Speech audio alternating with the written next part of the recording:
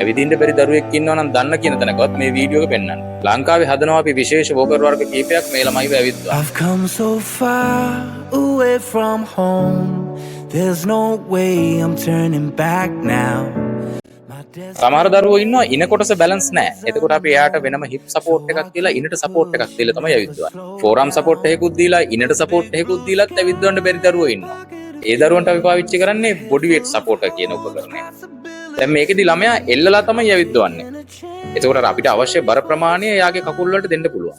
දැන් ළමයාගේ ඇඟේ බර ළමයාට ගන්න බැරි වෙලාවකදී අපි මේ දරුවට ෂීට් එකක් හයි කරනවා වෝකරකට. ඇවිදින්න පුළුවන් වුණාම සමහරක් විට මේක ගලවලා අයින් කරන්න පුළුවන්. දරුවාගේ ශරීර ප්‍රමාණය වැඩි වෙද්දි මේ සියලුම කොටස් ඇඩ්ජස්ට් කරගන්න පුළුවන්. මේ එක වෝකර් එකකට කොච්චර ඔප්ෂන් සෙට් කරලා තියෙනවද බලන්නකෝ. දරුවට අල්ලගන්න හැන්ඩල්ස් දෙකක් තියෙනවා. අත් දෙක තියාගෙන යන්න ෆෝරම් සපෝට් එකක් තියෙනවා. ඊට අමතරව ඉනට පොන්දට වෙනම සපෝට් තියෙනවා. දැන් සමහර දරුවෝ ඉන්නවා ඇවිදිනකොට කකුල් පැටලෙනවා. ඒ දරුවන්ට අපි වෙනම බෙල්ට්ස් දානවා මේකට.